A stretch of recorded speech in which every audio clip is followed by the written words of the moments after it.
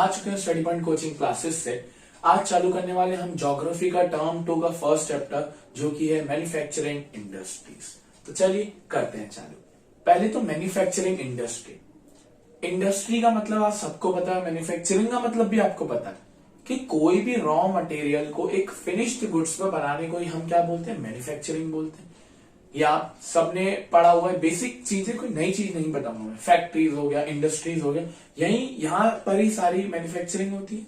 Raw material हमें कहाँ मिलता है, एग्रीकल्चर से। लाइक फॉर एग्जांपल अगर आपको शुगर का पैकेट बनाना है तो गन्ना चाहिए रहेगा, शुगर केन।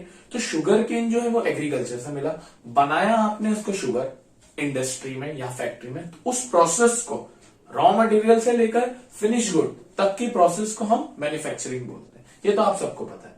अब इस चैप्टर तो बहुत बड़ा होने वाला है, 4 वीडियोस में ये चैप्टर कंप्लीट होगा, बट कहीं ना कहीं बहुत आसान चैप्टर है और ये आपने पहले भी पढ़ा हुआ।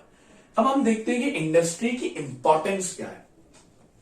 क्या है हमारी इंडस्ट्री की इंपॉर्टेंस इकोनॉमी में या वर्ल्ड में। देखो बड़ी सी सिंपल सी चीज है, अगर इंडस्ट्री नहीं होगी तो मैन्युफैक्चरिंग नहीं होगी, फिनिश गुड्स नहीं मिलेंगे, कंज्यूमर की नीड सेटिस्फाई नहीं होगी। हमारी जो इंडस्ट्री है वो एक एम्प्लॉयमेंट प्रोवाइड करती है लोगों को, पॉवर्टी, गरीबी और बेरोजगारी में हेल्प करती है कि ये कम हो।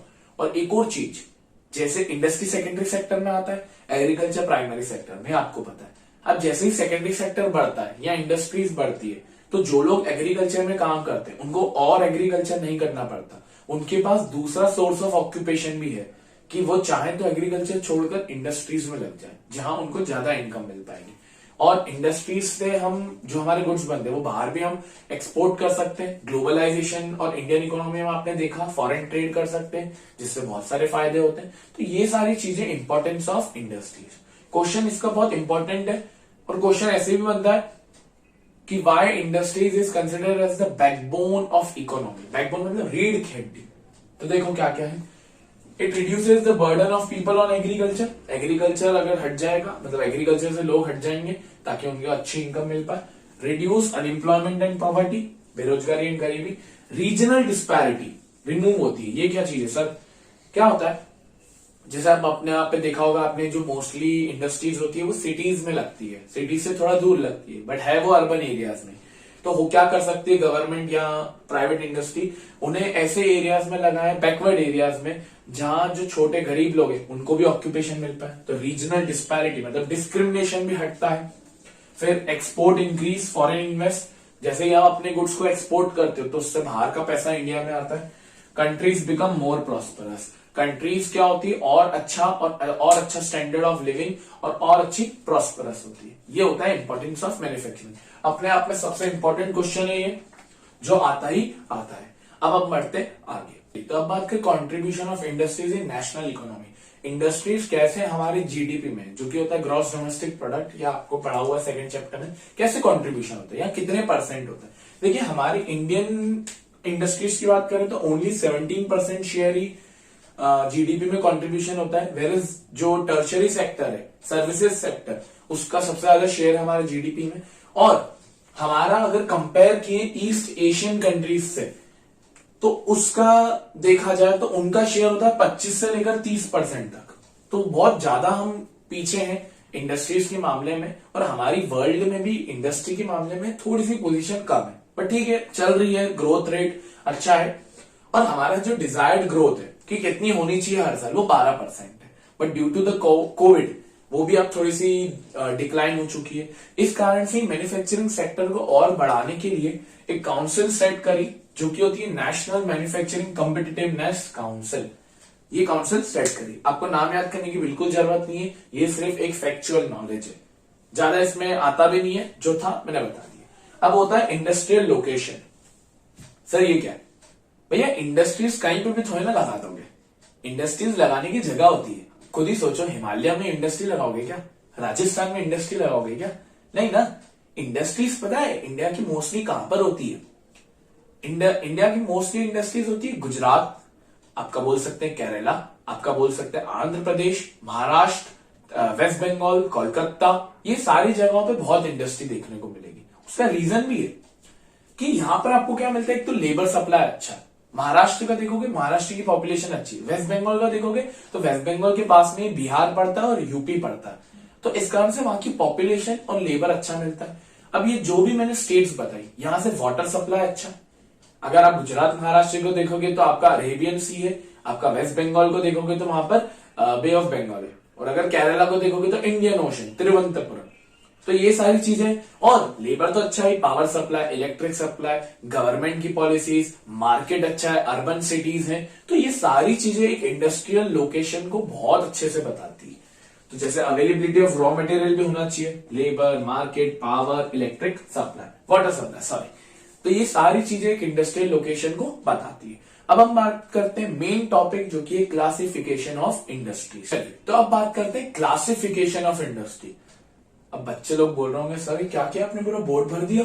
हाँ बच्चों, ये है ही सा टॉपिक, और इस टॉपिक में आपको अच्छी खासी नॉलेज, मतलब मैं बताऊं, ये मुझे पढ़ाने की जरूरत ही नहीं।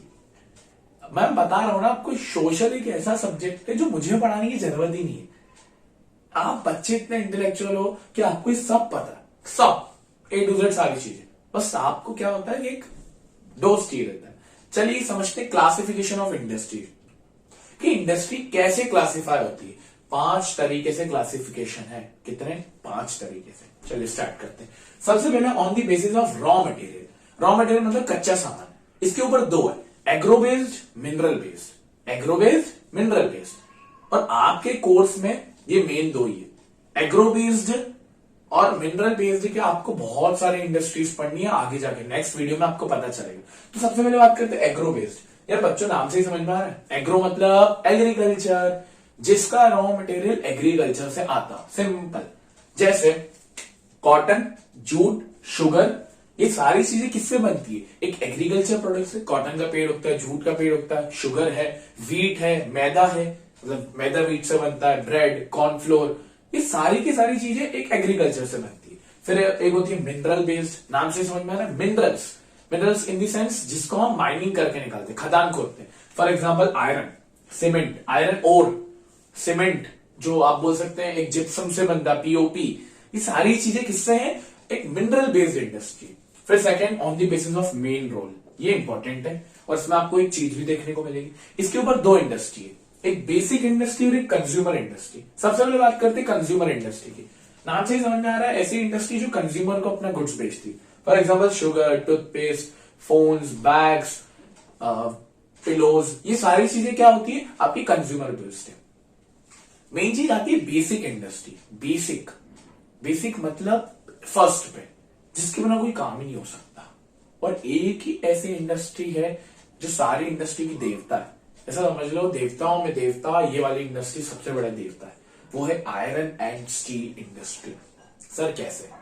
आज बच्चों, कोई भी इंडस्ट्री हो या कोई भी सेक्टर हो, कोई भी, मैं तो बोल रहा हूं कोई भी, वहां पर आयरन यूज होता ही होता है, स्टील यूज होता ही होता है।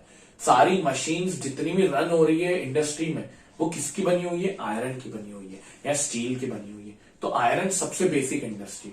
और जहां आयरन बनता है, वो हमने बेसिक इंडस्ट्री क्यों बोला? क्योंकि ये इंडस्ट्री दूसरी इंडस्ट्रीज को अपना रॉ मटेरियल देती है।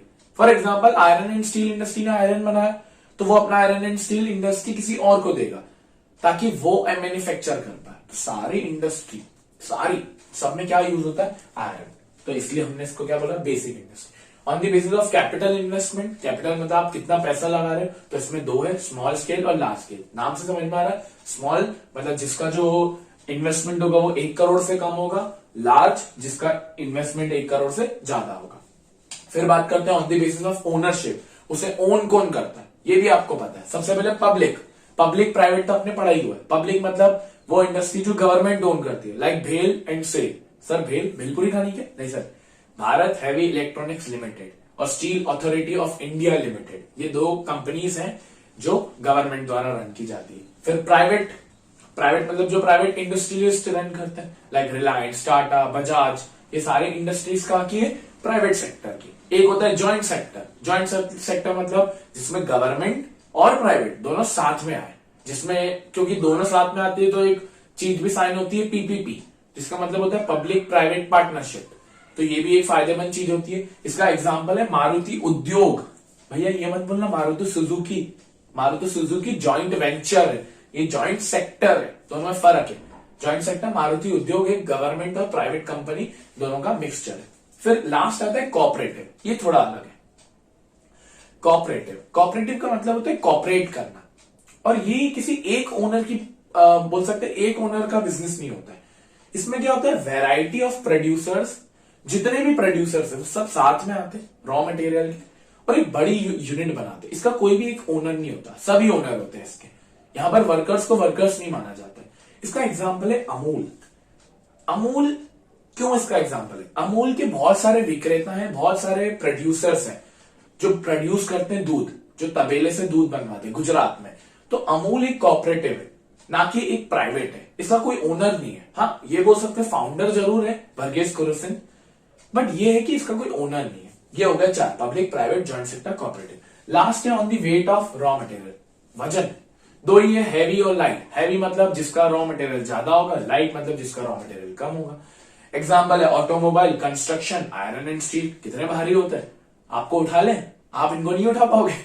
फिर लाइट मतलब थोड़े कम वाले, toys, paper industry, sugar industry, ये सारी इंडस्ट्री क्या है, लाइट इंडस्ट्री। तो ये 5 तरह का क्लासिफिकेशन है। हम एक बार रिवाइज करते हैं। सबसे पहले on the basis of raw material, agro based, mineral based. Second on the basis of main role, basic industry and consumer industry. On the basis of capital investment, small scale, large scale.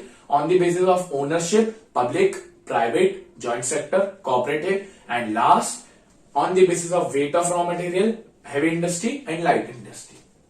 तो ये था classification, और important है exam perspective के ऊपर।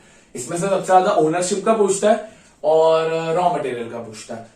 Wait of raw material बहुत मतलब ना के बराबर, कैपिटल इन्वेस्टमेंट ना के बराबर, और ये मेन रोल का जो मैंने बताया बेसिक इंडस्ट्री, ये ज्यादा पूछा जाता है।